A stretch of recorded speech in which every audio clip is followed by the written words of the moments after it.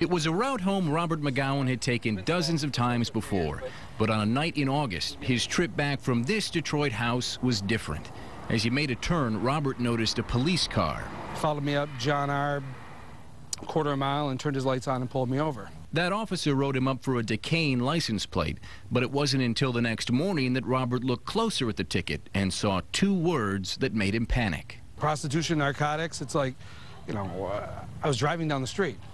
I wasn't sitting with my feet hanging out the window. I wasn't having some fun, skipping up the sidewalk. I was driving home. Turns out the cop wrote Robert up for loitering in a place known for prostitution and narcotics. It's a misdemeanor charge with a penalty of up to $1,000 and 93 days in jail. McGowan says he got the ticket because he was profiled. He pulled me over because I don't look like I belong here after dark.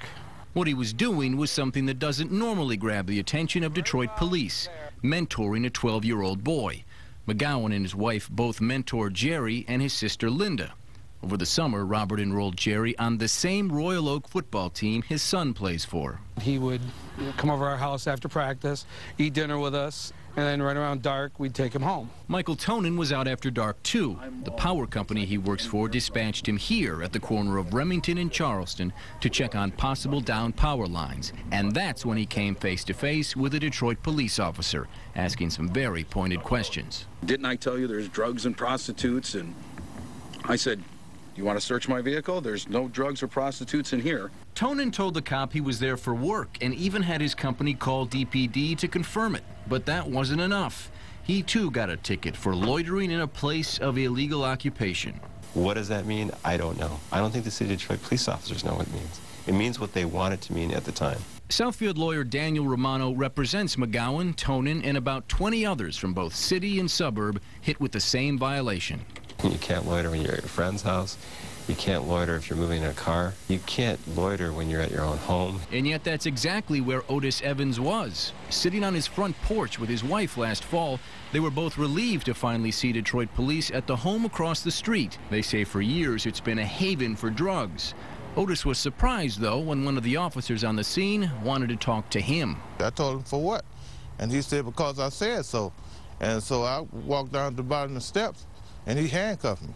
Eventually, the cop took the cuffs off, but not before giving Otis that same loitering ticket.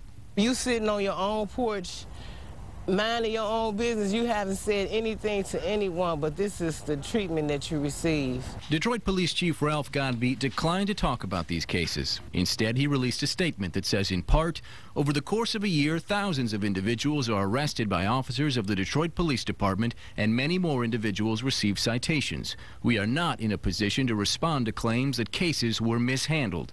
That's little help to McGowan, who spent months worrying about his court date thanks to those two words written on his ticket. Last month, in Judge Deborah Ford's courtroom, he was relieved to hear two more. The case dismissed. He and about 24 others have had their loitering tickets thrown out of court. Now they're going to court to take on what they call a police department that's out of control.